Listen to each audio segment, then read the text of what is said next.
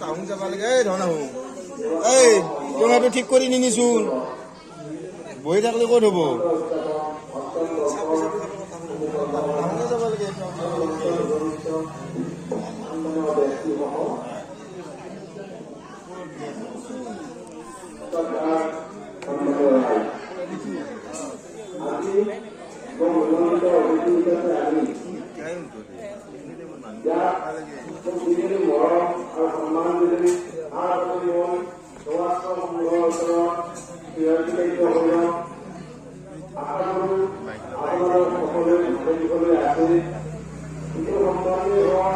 বা